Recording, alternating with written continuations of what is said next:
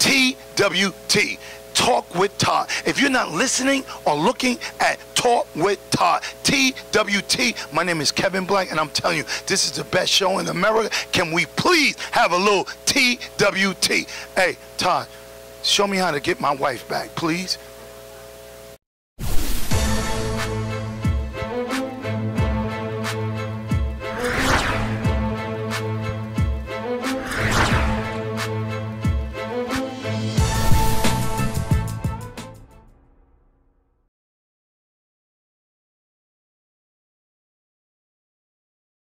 What's up, everybody? We're back with another special edition of the Talk with Todd show.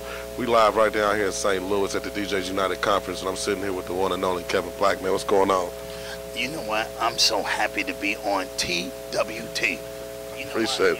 You know I'm happy to be on it because y'all keep it real. Now, if you're going to ask me a question, please keep it so real. I'm going to give you a true answer. Please, just tell me, Taj, I really like what you stand for because you stand for bringing everybody together, and you really stand for your city. But please give it to me real.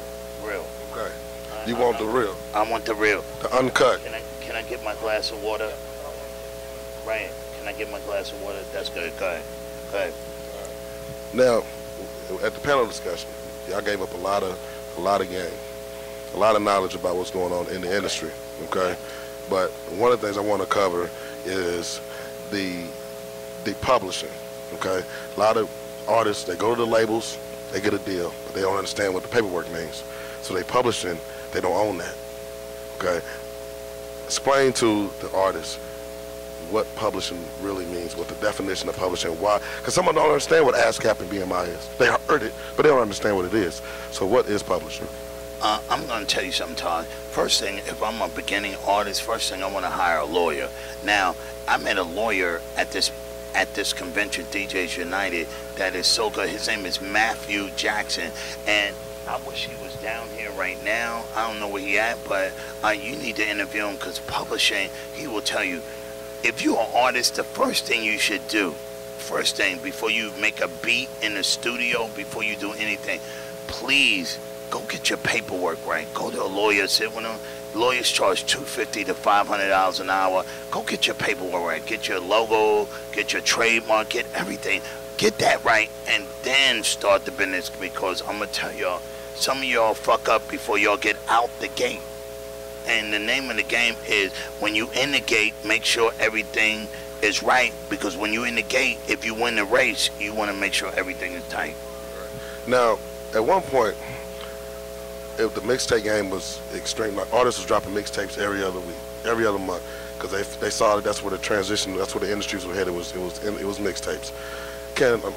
If there's a local artist who's dropping a mixtape every 6 months and he's not really generating a buzz, do you agree with artists releasing so much free material and not getting any kind of return on that? Which direction should they go when you're first starting out? Should you continue to release mixtapes and just giving away free music, or should you produce an album and push it the way to advance yourself in the way that you want? And, you know, that's a hard question to answer, and I'm gonna keep it real, because it depends on what type of artist you got.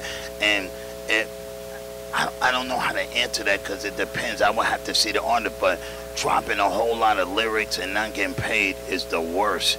But I don't know, what is it, R&B artist, is a rap artist, and you know, TWT, I want you to know this from my heart. I tell motherfuckers, make records so you can get paid. The mixtape is not going to get you paid, but it's going to get you known. But after a while, you got to say to yourself, how many mixtapes I'm going to put out before I start trying to make a record? So it's a give and take. I don't know. I don't have that answer until every artist is different. Now, if you're an artist and you put out 50 fucking mix CDs and your shit ain't popping, then give it up. Give it up. Now, when the artist comes to you, what's the first thing you look at? Is their appearance? Is it their conversation? Is it their packaging? What's the first thing that you look at when an artist approaches you? The first thing I'm gonna ask the artist is, you know, who love you? What's your buzz like? And the artist gotta tell me what's going on. I ask them a couple of questions, and I'm not gonna say this on tape, but I ask them a couple of questions to let them know what is your buzz. That if you tell me that key answer, and then I'm signing you. But motherfucking artist, when you tell me you hot, and I started doing research, and the research ain't coming back, you're hot. You only hot on your block, and the block ain't gonna make us no money. I'm into making money, and I'm gonna tell you something. Certain artists are good, and certain artists are bad. There's a couple of artists down here, they don't want to talk to me for one reason, because I'm gonna tell them the truth. No, I'm not doing that. Yes, I'm doing it. Oh shit, nigga, don't move. Here's my lawyer. Wait a minute. And I'm gonna let you know right now. Watch this. Before I even get caught, I'm gonna bring a lawyer on this panel right now. This is TWT, and I want y'all to know, I'm gonna put a lawyer on you. This is the first day. Get a good lawyer. And right now, I'm about to do this. I'm taking over your interview, please. I see that. Yeah. Can I take over? Go ahead. All right. I'm gonna bring a lawyer. This lawyer, I trust him with my life. His name is Matthew Jackson, and I'm about to walk up, and you're gonna interview him, and he's gonna tell you, hold on, Matthew Jackson. Hold on. I'm gonna let y'all see. Look, now look at how I'm dressed. Look how I'm dressed. Look at me. You see how I'm dressed?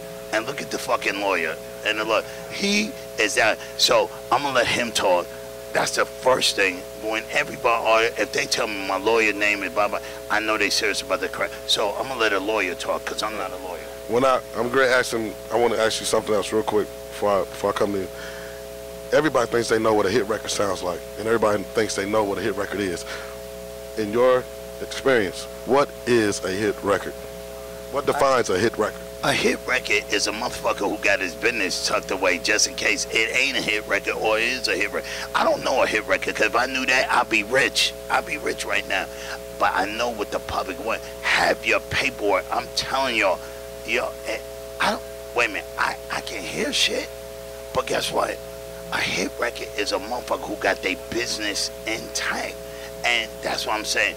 I'm going to let the lawyer talk, because y'all need to, and guess what? Do not let that motherfucker, he got to give his email, get his number. Don't let him get away, my dude. TWT. And guess what? I'm going to go get me a glass of water, and I'm going to be right back. I'm going to let him talk to the lawyer, but I'm letting y'all know, hit. If your paperwork ain't right, it ain't no money. Right. So, Kevin Black, now, welcome to the Talk with Todd show. Your name? Thank you very much. Matthew Jackson. I'm an entertainment attorney from Los Angeles. L.A. Now, I'm going to ask you the same question I asked him. A lot of artists don't understand publishing. They don't know exactly why they need ASCAP or BMI. Some of them don't even know what publishing is. What is publishing? Well, publishing is when you get your money from commercial exploitation of your music. So you definitely want to have your paperwork together so you can get that. You can split it with the producer or whoever else you're working with on your project, whether it be the writer, somebody who came in just to sing the hook. So things like that, you got to split with all those people. If you don't have the paperwork right, they automatically get a split. So if you get the paperwork right, you don't have to worry about somebody coming back after you a year later or 2 years later talking about you owe me $50,000 for all that money you received on that record. Now, so basically, I'm dumbing this down because I already know, but for those who don't know, so if your career is over after 20 years and NBC wants to play your record and they play it on a commercial, that publishing will pay you that whatever the amount is for that. Yes, true. So that's why ASCAP and BMI are important, because they go after that money. And if you don't have them involved, then you got to pay somebody else to get involved on your behalf and get that money. So no matter what, you're still entitled to it because it's your copyright, your publishing.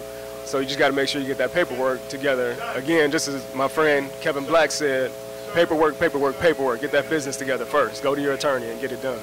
Now, hiring an attorney, we know isn't, every artist doesn't have that in their budget. How much, you may not want to put this out here, but when somebody goes to invest into an entertainment attorney, what is the ballpark figure it's going to cost them to retain those services so when they go to a or YMCMB and they got a deal on the table, they bring that person in to make sure they don't get, they get the right deal? Well, I'm gonna tell you, it all depends. Like I was on a panel earlier, and one of the guys said, if you roll up with a Bentley and you got on a $50,000 Rolex, then the attorney might be like, well, you can pay me $25,000 and, you know, we can get everything all set and squared away for you. But if you come and you be real and you say, like, you know, I'm just starting out in this game, you know, I barely got $500 to my name, you know, the attorney might work with you. If he likes you, if you have the relationship, maybe you got that talent that he likes. I've done it all. Like, I've done the where I'll get a percentage from somebody who's just starting out. Maybe they'll, you know, because I like them, and maybe they'll do well, or maybe I like his music. But, you know, you got to pay your attorney. Sometimes I work out a deal with them where it's nice, and they're not paying a lot of money going broke.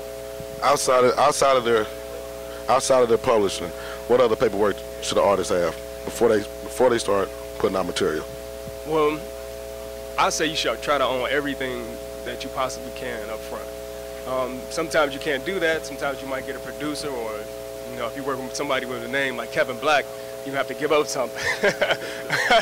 He's the man, you know, he can get you a lot. So, you know, it all depends on what you're getting. But if you're working with somebody, let's say this guy just made a hot beat. It was his first time on Pro Tools. He doesn't have a name to himself, but he wants to sell you his beat. You know, maybe you might buy it for $200, but if you get that paperwork saying it was a work for hire, that you own everything, then you got your business squared away, so you don't have to owe him in the end.